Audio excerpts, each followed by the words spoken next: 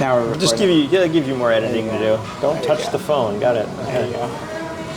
Good? Yeah, sure. All right. How's your good decent mic there? Not a over clue. the fire. Here, show the fire a little bit. Give a little fire view. There. The camera's right on that side. Yep. Yeah, I got it.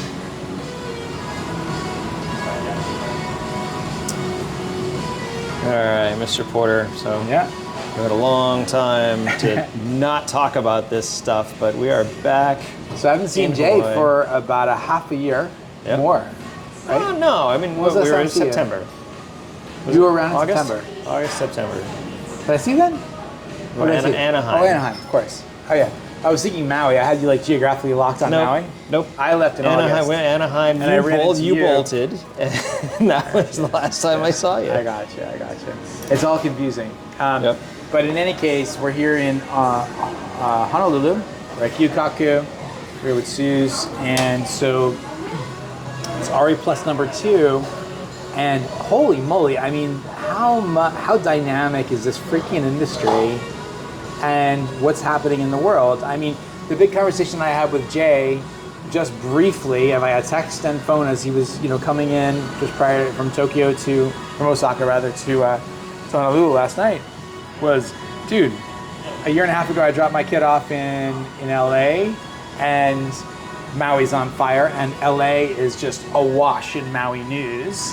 She starts her college education when we're in the midst of a major crisis in Maui based on, down power lines, high winds, right? Yep. Line and just goes essentially like that's what it was. basically vaporizes. Yeah.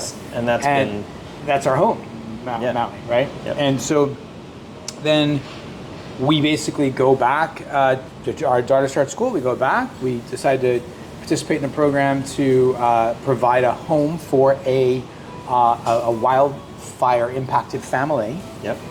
I moved into Jason's dad's house. The cottage. But yeah, okay. I moved into the cottage, and we're living there for You 6 vacate months. your residence. I leave to my residence. provide a space for somebody who's been impacted by the fire. Yeah, and Jason's family kindly gives us a place to live for a little while I figure stuff out. Yep. And then we go down to we in August we take off. We bring our daughter back to school. We go on a trip around the Sierra Nevadas. We go to Cabo, San Lucas. We go to Westlake, which right now is basically on the verge of the fire, LA. And then finally, our goal, right, during this period where we have this empty nest kind of let's see the world thing, is to go down to Brazil, because that's where Susie is from. Susie's a Brazilian national, dual citizenship now in the US. Our daughter, Julia, is also a Brazilian citizen. They both speak Portuguese. And Susie's like, I'm going to show you, after 20 years of living in the US, I'm going to show you Brazil. Gorgeous. So we go down to Sao Paulo, and then we go to live in Pipa in the very northeast. It's actually closer to like the tip of Africa than it is to the other side of Brazil. So right up there, and we go live in Pipa for a month. And it was a remarkable experience. And we had some conversations with energy leaders down there, and we learned about solar and renewables. Do you know that, now I know this, but do you know that Brazil is one of the leaders in terms of renewable energy because they're like 85% renewable already because of the bulk of hydropower. Yep. Right? Yep. So we got some great food coming in. So we're there in Pipa. We go back to Sao Paulo. We got a month in Pipa. Remarkable experience in the Northeast. Beautiful. Love Gyukaku, Honolulu. Thank you so much. Say aloha, Kiana. So we head down via Sao Paulo, down to Florianopolis for the last 2 months. Florianopolis in the south. Remarkable environment. We've been looking at these vacation kind of like coffee table books for 20 years in our home of both Pipa and Natal and Florianopolis. So we go, after 20 years, we go and see these places. We live in these places. And remarkable experience, man. But then my daughter comes down from LA, we hang out, we enjoy the holidays. We're in Florianopolis. It's down almost by Uruguay, right? Like really far south. Completely amazing aspect of Brazilian life. The Silicon Valley of Brazil, it's been called. Yep. And with reason. Then we come back just last week. Miami, red eye to Miami. We head over to LA. Of course, what do we find? LA's on fire. Yeah. So Julia starts her college career with Maui on fire. Yep. Bring her back middle of sophomore year. LA's on fire. Vacates Maui and then moves to LA, and what do you get? What on earth are we living in? What is going on? It's the exact same conversation. High winds, Santa Ana winds. I remember hearing that before the fire started. Yep. High winds, Santa Ana winds, dry conditions, and I said, "Oh shit, this sounds like Lahaina." Yeah, very familiar. And then boom, it takes off. And I did tell you that. I mean, California did have. I'm gonna bring it back to Jay. Yeah. California did have a history of wildfires and winds and disaster beforehand, which is one of the reasons why, although it's come up many times, do we really want to live there? Between that, the taxes, and a few other things, it's like rolling brownouts, blackouts. Like I don't really feel comfortable there. But now the question is, like, if you can't be in Maui, you can't be in California. I mean, these are some of the best places in the world to live in. But you can't. These are still dangerous and concerning conditions everywhere you go, everywhere you can possibly be. Where is safe? Where can you go? Or is the conversation more, what do we need to do to make these places safe again? And I think that's more where my mind goes. So what can we do to make this safe? What happened in Maui should never happen again. What's happening in California should never happen again. How do we accomplish that? That's the only conversation. Okay, let's try to do I don't know if we can do a actual flip on this. Let's see. And then, if you can get in here, is that impossible? Squeeze in. A little too much. The fire's right here. Try to minimize. Does it? Yeah, does it? I might have zoomed in on you a little bit, so if you're at minimum. Okay.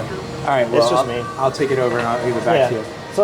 So that's my short take on it. Is the conversation is not, oh my God, there's a thing happening. That's reactionary. We need to be proactive. What do we need to do to fix it? And I think there's a lot of The combo menu here. So this one is your meat inside. Okay. So you have a 2 total beef. That's the tare sauce, miso in the middle, and yaki shabu. And for you, I have a spicy pork on here, prem kalbi, and a beef tongue. oh, perfect. That's gorgeous. Okay. Thank you very much. This is a duck breast, umakata ribeye, and beef tongue. And white rice. Thank you very much. You guys enjoy. That's gorgeous. Thanks so much.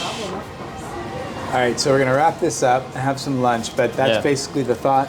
Yeah. We're seeing these shifts in climate and in our communities, and it's not theoretical. Right now, I'm Yeah, worried we're about living my it. daughter, and I'm worried about I'm looking at it's called Duty Watch or Watch Duty, or it's like a fire app. Yeah. And I'm checking it basically every Yeah, but why? ridiculous. But why amount of would you minutes. want to live that way? Let's not do that. So we're in a situation where no matter where we go, we're surrounded by the threat of what's going on with the climate. And Yep.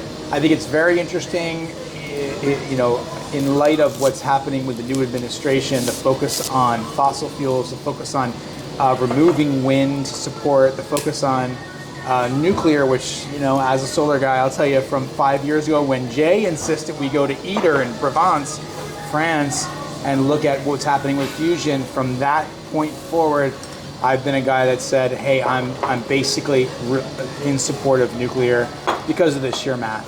You have to be pro-nuclear, if only because of our increasing energy demand. And this is a conversation that I want to have going forward, is what our actual energy needs look like. I think this is a conversation that nobody's talking about. Well, yeah, you can offset energy with solar and wind and whatever.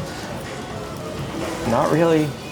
Yeah, so solar and wind and all the things we laud and believe in, it's a small percentage of global energy mix. Yep. And we need to be looking at, because of the severity, obviously, of what we're experiencing, we need to be looking at all solutions fast. It's no longer like, hey, it's good enough to chuck panels up in our house. it's a much bigger conversation. So that's the solar coaster, REPlus Hawaii, 114, 115 Hawaii, Hilton Hawaiian Village. Correct. In Honolulu, Waikiki.